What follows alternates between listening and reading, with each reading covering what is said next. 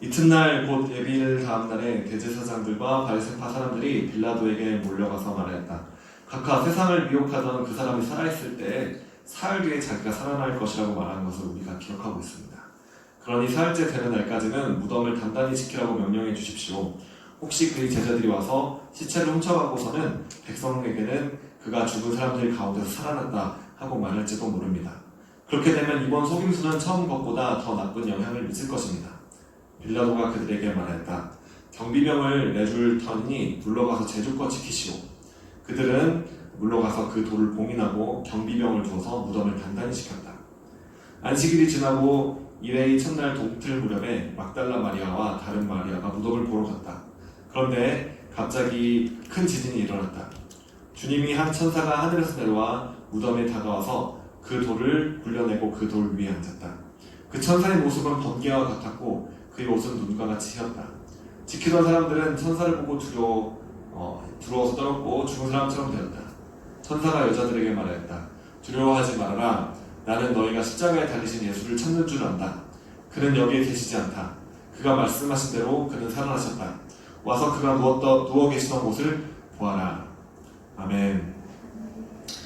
네, 오늘 예수님의 부활은 역사적 사건입니다라는 제목으로 여러분과 함께 말씀을 나누고자 합니다. 오늘 이 주일은 부활주일입니다.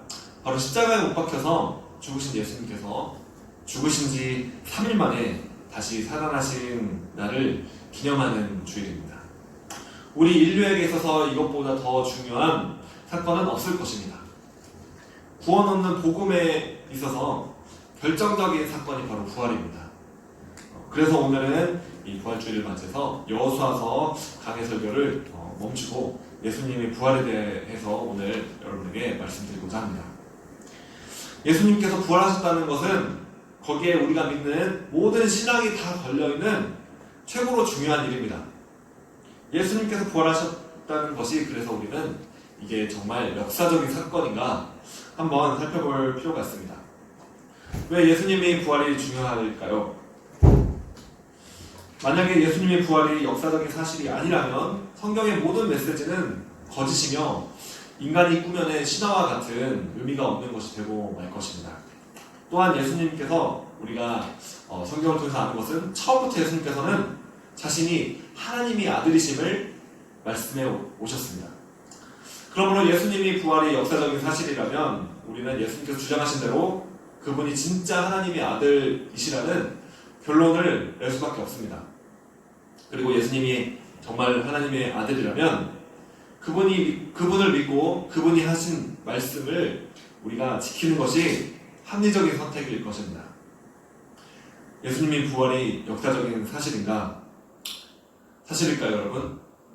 우리가 예수를 주와 구주로 정말 진실로 영접한 사람이라면 살아계신 예수님과 교제를 하고 있을 것입니다.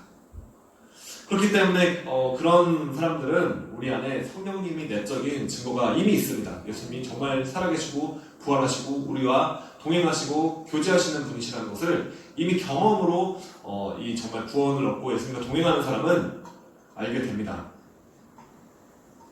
그래서 이것을 사실 역사적인 팩트로 굳이 살펴보지 않는다 할지라도 부활하신 주님이 살아계신다 이 사실을 알고 주님이 누구신지 믿는 믿음이 반드시 있을 것입니다.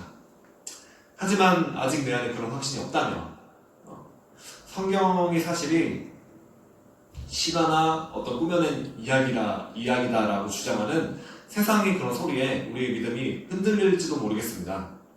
그래서 저는 오늘 예수님의 부활이 역사적인 사실이라는 증거들을 수많은 증거들이 있습니다. 그 중에서 저는 이 성경을 통해서 몇 가지 증거들을 여러분들에게 말씀드리고자 합니다. 그래서 여러분이 믿음이 세상의 목소리에 흔들리지 않고 믿음이 굳건하게 되기를 원합니다. 자, 오늘 읽은 본문 말씀을 보면 대제사장들과 바리새파 사람들이 로마의 총독인 빌라도에게 갑니다. 그래서 요구한 것은 로마 군대를 좀 보내서 이 무덤을 지켜달라고 했습니다. 왜냐하면 예수님의 제자들이 예수님의 시체를 훔쳐가고 예수님이 부활했다고 말할지도 모른다고 생각했기 때문입니다.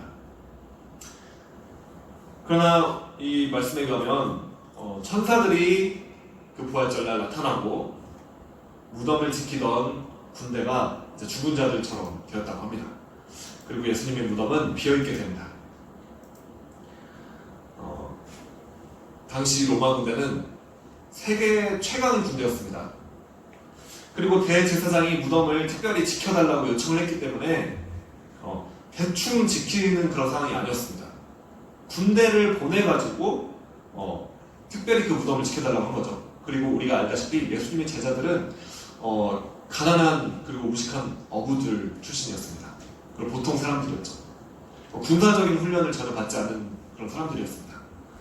우리가 또 겟세마네 동산에서 우리가 있었던 일들을 생각해보면 로마 군대가 예수님을 잡으러 왔을 때 제자들은 모두 그냥 겁에 질려 도망가 버렸습니다. 베드로만 칼을 한번 휘둘렀다가 그것도 제대로 휘두른 것도 아니고 이렇게 거기 있는 어떤 종이 귀를 좀 잘랐다고 합니다. 예수님 고쳐주셨죠. 우리가 알다시피 그렇게 군사적인 훈련이나 능력이 없는 그런 제자들이 상식적으로 생각해봐도 당시 세계 최고의 로마 군대가 지키고 있었던 그 무덤에서 예수님의 시체를 빼내간다. 이거는 당시에도 믿을 수 없는 일이었습니다. 그리고 당시에 이 부활이 사건으로 말미암아 기독교가 초기에 굉장히 빠른 속도로 전파되고 있었습니다. 만약에 이 일이 제자들이 꾸며낸 일이었다면 당시에 로마 당국이 대제사장들이 부탁을 해서 예수님이 시체를 그냥 보여주기만 하면 이 모든 소문이 가라앉게 되는 그런 상황이었죠. 그런데 예수님의 시체를 보여줄 수가 없었습니다. 예수님의 시체가 실제로 없었다는 것을 증명하는 하나의 사건입니다. 예수님의 무덤이 역사적으로 예수님께서 부활하신 그날 예수님이 십자가에 죽으신 지 3일 만에 그 부활하신 그날에 실제로 시체가 없었다는 것을, 무덤이 비어있었다는 것을 증명하는 사실입니다. 그리고 오늘 28장 1절 보면은 예수님의 부활을 처음으로 증언한 사람들이 나옵니다. 네, 보면은 막달라 마리아와 다른 마리아가 나옵니다. 여자들이죠. 네, 오늘날과 당시의 상황은 너무나 달랐습니다. 네, 오늘날은 오히려 여성들이 더 이렇게 많은 주장을 하기도 합니다만, 당시에는 여성들이 증언이라는 것은 법정에서 채택도 안 될 정도로 굉장히 여성들은 힘이 없고 신빙성이 떨어지는 그 상황이었습니다. 당시 상황에. 그래서 만약에 이 성경의 내용이 누군가 제자들이 지어내거나 꾸며낸 일이라고 한다면 이 여성들이 증언을 예수님의 부활을 목격한 사람으로 내세우지 않았을 것입니다. 왜냐하면 신빙성이 떨어지기 때문에 지어낸 일이라면은 아주 신뢰감이 드는 사람을 내세웠겠죠. 그래서 오히려 처음 예수님의 부활을 목격한 증인들이 이 여성들이라는 점은 이 일이 실제의 사건이라는 것을 나타내 주는 것입니다. 자, 마지막으로 가장 중요한 일은 예수님의 부활을 목격한 제자들에게 있습니다. 예수님의 제자들은 예수님의 부활을 목격한 후에 모두 예수님이 증인들이 되었습니다. 그리고 그들은 모두 죽기까지 그 증언을 부인하지 않고 증거했습니다. 가룟 유다를 제외한 11명의 제자들은 모두 순교를 했죠. 다만 그 중에 전승에 보면 사도 요한만 이 끓는 물에 들어갔는데 죽지 않고 그냥 그대로 나왔다고 합니다. 그래서 도저히 어떻게 할 수가 없어가지고 이 사도 요한을 반모섬에 유배 보냈다라는 그런 전승이 있습니다. 또 전승에 따르면 베드로는 예수님과 같이 십자가에 못 박힐 만한 자격이 없다고 말을 하면서 거꾸로 십자가에 매달려서 처형당했다고 합니다.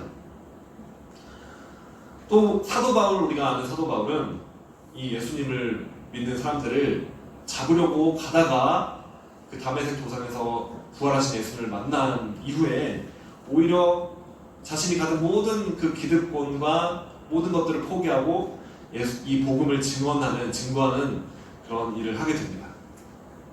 누군가 부활을 만약에 꾸며낸다면, 조작한 일이라면, 지어낸 사실이라면 이들이 한결같이 죽음 앞에서 그 사실을 부정하지 않고 고문당하고 죽임을 당할 수도 있는 그 길을 그렇게 갈 수 있었겠습니까? 우리가 아는 것은 이 부활하신 예수님을 만나기 전까지 제자들은 겁에 질려서 십자가에서도 다 도망갔습니다. 겟세마네 동산에서 다 도망하고, 십자가 예수님께 처형당하는 그때도 막 멀리서 보고 막 도망다니고, 그리고 예수님이 죽으신 다음에도 제자들은 두려워서 숨어 있었습니다.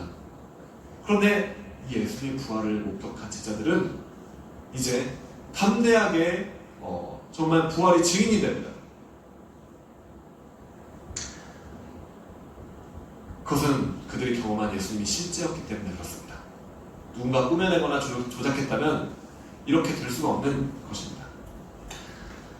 그렇기 때문에 그들은 이 하나님의 아들이신 그분을 위해서 목숨까지도 내어놓을 수 있었던 것입니다.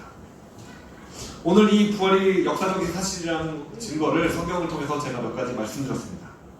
그래서 여러분, 이 예수님의 부활이 실제로 있었던 역사적인 사건임을, 그리고 여러분을 위한 사건임을 여러분 믿으시기 바랍니다. 그 사실을 믿게 된다면 부활하신 예수님이 하나님의 아들일 수밖에 없다는 결론을 내게 됩니다. 그리고 하나님의 아들이신 예수님께서는 여러분이 죄를 대신 짊어지고 십자가에 죽으신 것입니다. 예수님이 부활하셨다는 이 사건이, 이 사실이, 이 예수님께서 하나님의 아들로서 행하신 모든 일이 사실이며 진리라는 것을 우리에게 증명하는 사건인 것입니다. 부활이 없다면 우리는 예수님이 진짜 하나님의 아들이신지 아닌지를 알 수 없었을 것입니다. 그러나 예수님은 살아나셨습니다. 예수님이 부활하신 것입니다. 죽음이 예수님을 붙잡을 수 없었습니다. 무덤이 텅 비었습니다. 그것이 우리에게 있어서 최고로 좋은 사건인 것입니다. 부활은 우리에게 구원을 주는 이 복음의 소식이 진리라는 것, 사실이라는 것을 증명하는 것입니다. 오늘 이 부활주의를 맞아요, 예수님께서 여러분을 위하여 대신하여 죽으셨다는 것과 부활하신 사실을 여러분이 확실하게 믿게 되기를 원합니다. 기도하겠습니다. 하나님 아버지, 감사드립니다. 오늘 이 정말 예수님께서 부활하신 것이 역사적인 사실이며 그것이 우리를 위한 사실이라는 것을 우리가 믿습니다. 그 부활하신 예수님이 구원의 능력이, 구원의 은혜가 오늘 우리 학생들과 선생님들에게 또 이 메시지를 듣는 사람들에게 있기를 간절히 원합니다. 감사드리며 예수님의 이름으로 기도합니다. 아멘.